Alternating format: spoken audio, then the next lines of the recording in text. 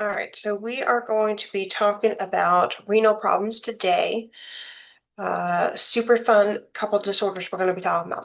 So before we start talking about all the fun disorders, we do need to do a quick anatomy review because when we talk about these kidney disorders, we're going to see a lot of the same symptoms because at the end of the day, the kidney's not working.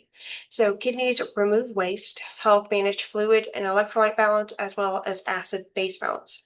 So almost every single patient we're going to talk about is going to have edema, swelling, hypertension, fatigue, anorexia. SOA is shortness of air instead of XOB. You might see either crackles in the lungs, changes in lab values, or BUN, creatinine, electrolytes, as well as changes in APGs.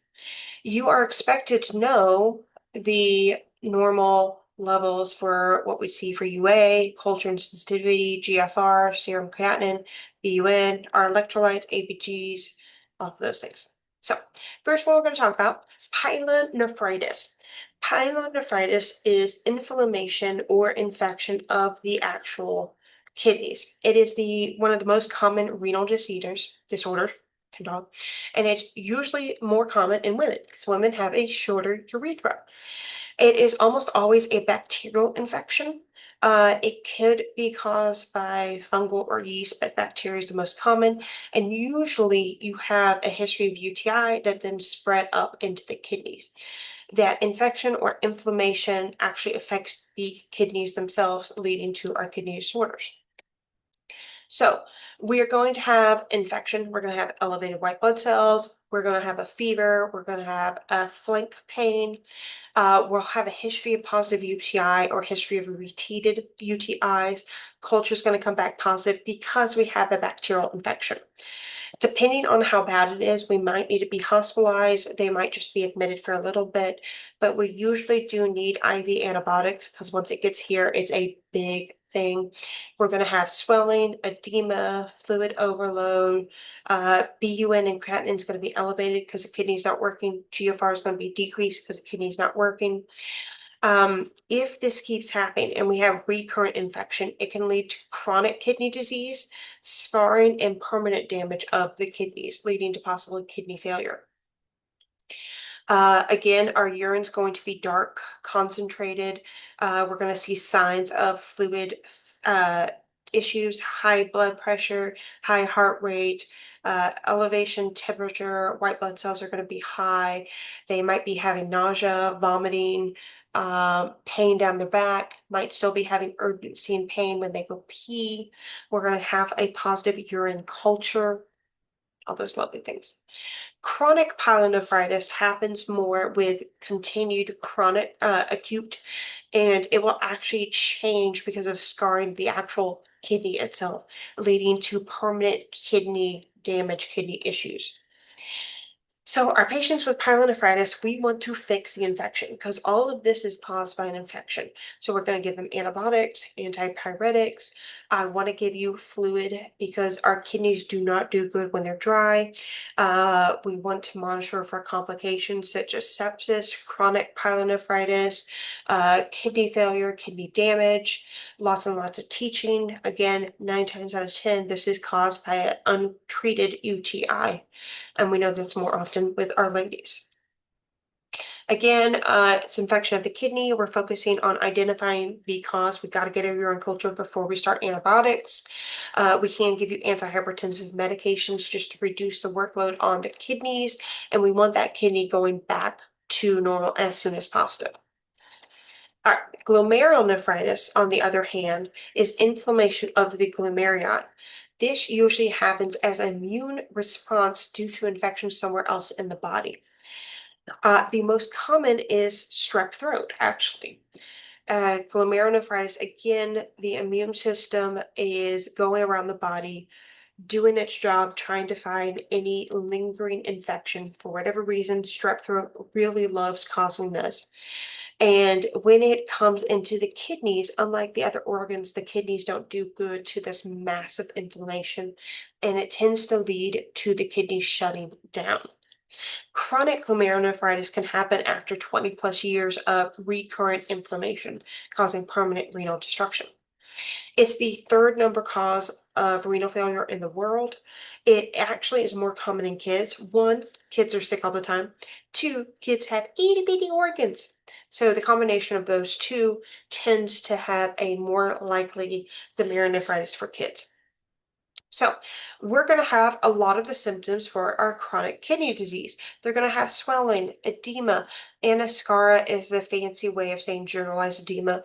We'll have protein in the urine, blood in the urine, decreased GFR.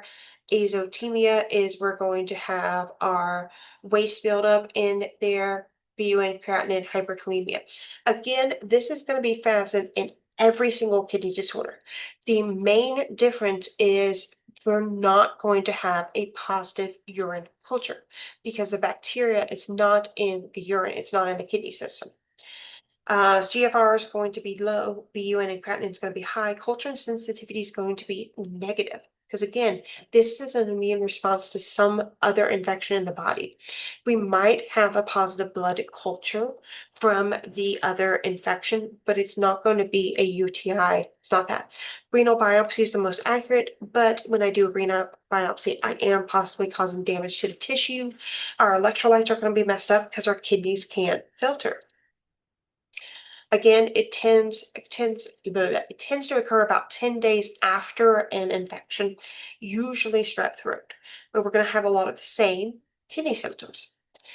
Again, I want those kidneys to be back. I'm going to give them medications. It might be diuretics. It might be blood pressure medicines.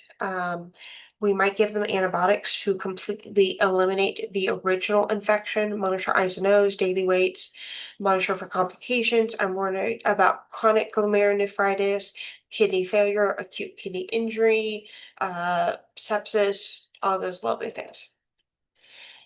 Again, it occurs 10 days after an infection. It can be life-threatening, most common in kids. Our goal is to treat the underlying infection and prevent future complications. All right, polycystic kidney disease. This is a super fun genetic disorder. It is a recessive disorder, so both mom and dad have to have the gene to pass it on.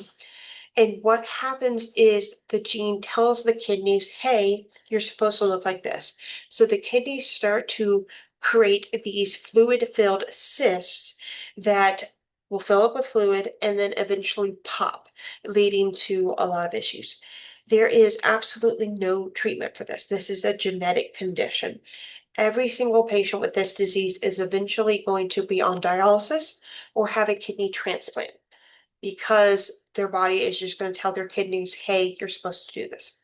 So our best way to do it is the sooner we can catch it, the better, because whether they have dialysis or kidney transplant, it's going to irrevocably change their life.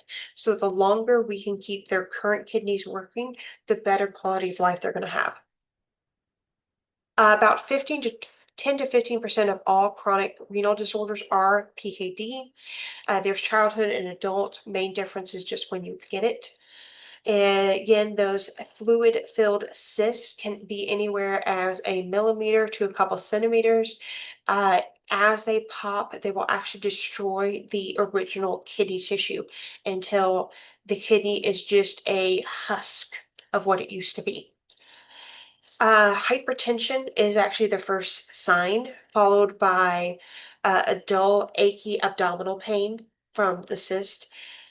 Late signs are going to be blood in the urine, lower back pain, headaches, and abdominal pain. But usually by the time they have that, the cysts have already started to form and irrevocable damage has already happened. It's usually based off clinical signs and symptoms. We can do laboratory diagnostic tests, CT, or is going to be the one because we can actually see the cysts and the holes. Again, the end result is going to be dialysis or renal transplant.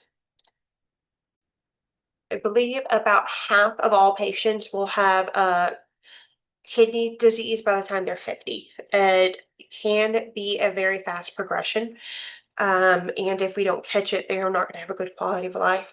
When it first occurs, they will actually have dilute urine, and then eventually it will progress to anuria or no urine production when the kidneys have completely shut down. Again, we're going to be doing a lot of our things because we're going to be having pain, blood in the urine, protein in the urine, difficulty urinating, edema, swelling, all the same symptoms. So we're going to see elevated white blood cell count because we have inflammation. BUN and creatinine are going to be elevated.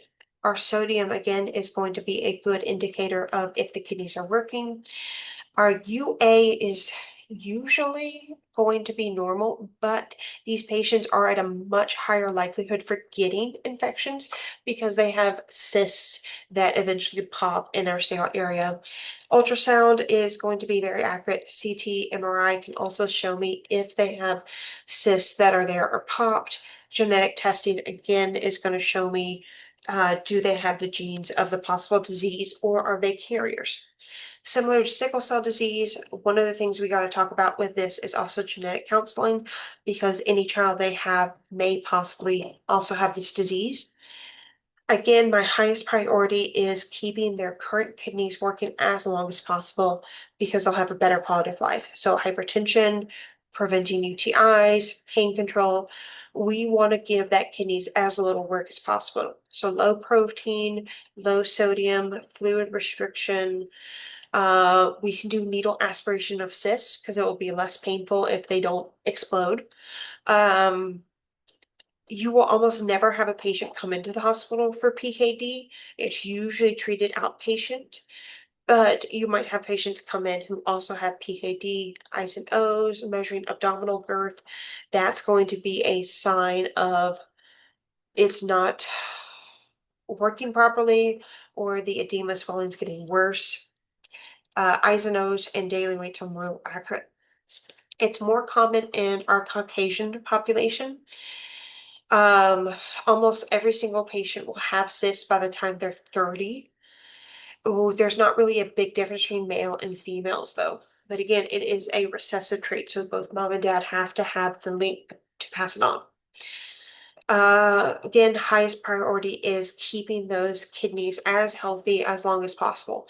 So daily weights, salt restriction, reducing the risk for infection, monitoring urine.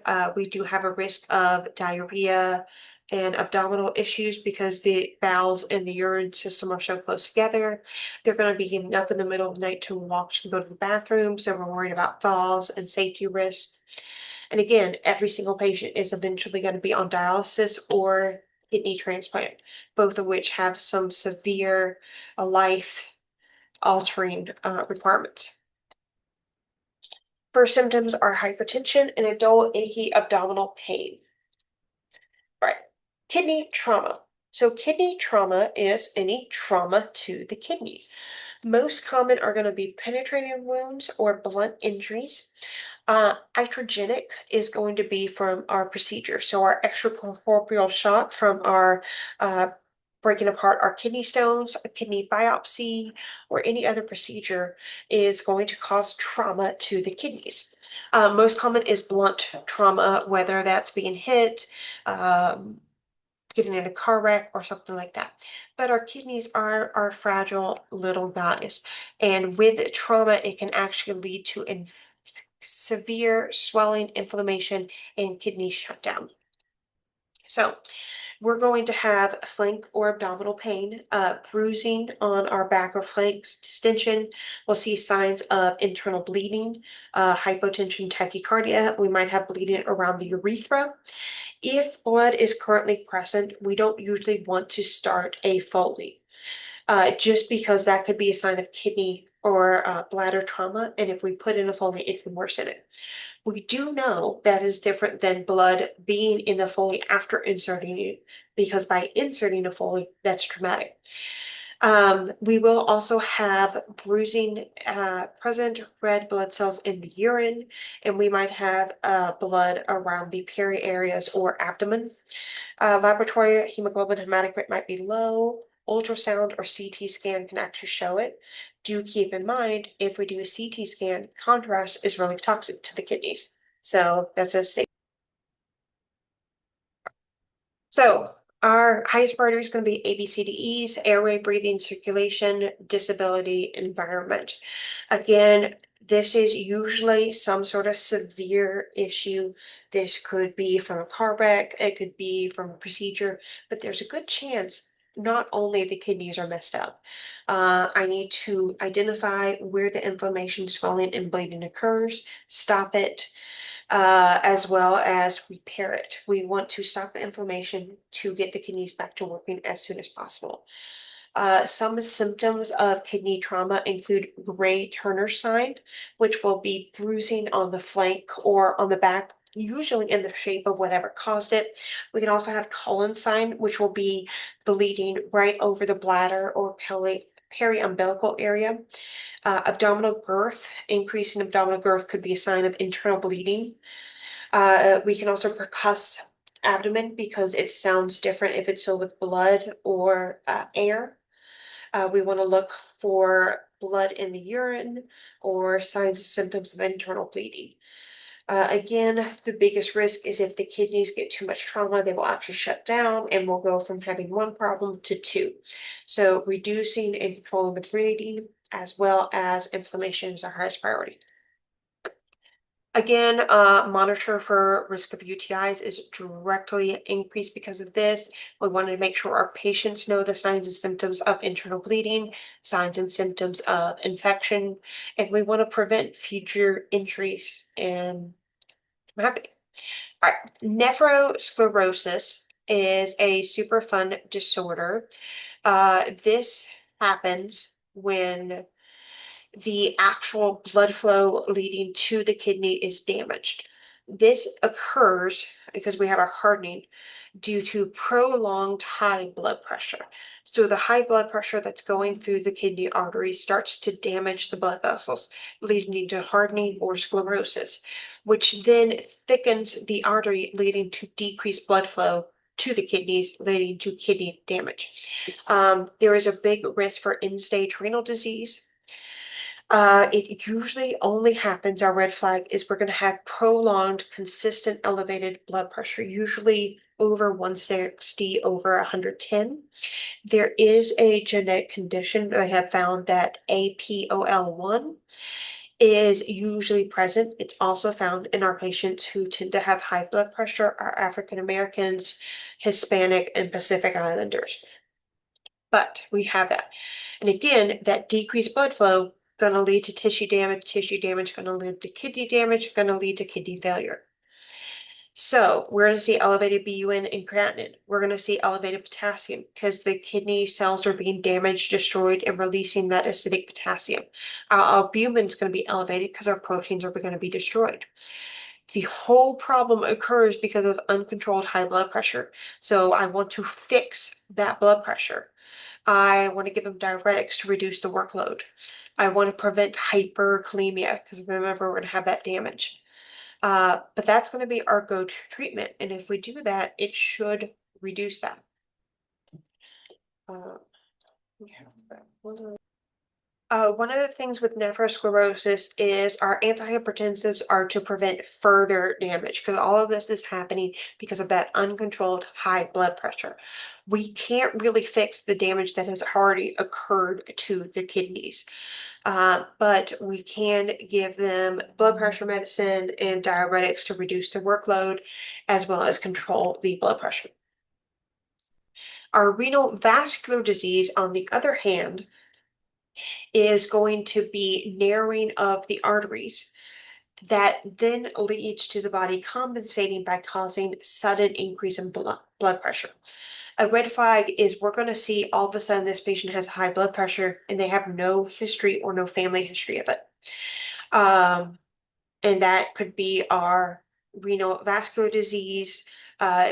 Renal arterial stenosis is a very common one, atherosclerosis, hardening, or the hardening of the blood vessels. The big difference here is we are going to treat this by treating the hypertension, but the underlying issue is that decreased blood flow. So treatment is going to be stent with or without balloon angioplasty, or you might do a renal artery bypass graft. But the problem isn't the blood pressure. The blood pressure is a symptom of decreased blood flow. So I wanted to give y'all this picture to kind of differentiate the two because they are very similar and they're very confused. Nephrosclerosis is hardening of the arteries because of prolonged high blood pressure, which leads to worsening high blood pressure, seen in our diabetics and chronic hypertension. My renal vascular disease is plaque builds up, leading to decreased blood flow. The body compensates by having a sudden hypertension. And our treatment's going to be different. Our nephrosclerosis, we are going to treat it by managing the blood pressure because that's the whole problem. My renal vascular disease, I'm going to open up those arteries by removing the plaque, and I'm also going to treat the hypertension because it's doing more harm than good. That's what I'm going to talk about is a nephrostomy, which is a surgical opening into the actual kidneys. So for one reason or another, we might need to bypass the ureter, urethra, and bladder, in which case we would put a tubing or catheter directly into the kidneys, a nephrostomy. Since this is a surgical opening, I'm worried about infection. I'm worried about kidney damage because we are stabbing the kidney and the kidney is very fragile. Um, One of the things for this is we want to actually lay them on their affected side. So if I have a nephrostomy on my left side, I want them laying on the left side. One, this helps it better drain the kidneys, and two, it helps my other kidney work that's not affected be nice and pretty. Some doctors will restrict fluid and then slowly increase it to let the kidneys get used to it. Other doctors will not. There's not really been a real difference that shows us. Similar to a G tube or something else, if that tube falls out, we need to contact the doctor because that was surgically placed and we are not going to be able to replace it. They are going to have a stoma. We are going to possibly have urine leakage. You are going to be the expert when it comes to stoma care. They can cover it and shower. We just don't want to get the actual site to be wet. We want to make sure they're drinking plenty of water because we're worried about kidney trauma. We're worried about infection, so we need to educate our patients on signs and symptoms of infection, kidney trauma, kidney issues, or internal bleeding. And that is our kidney disorders.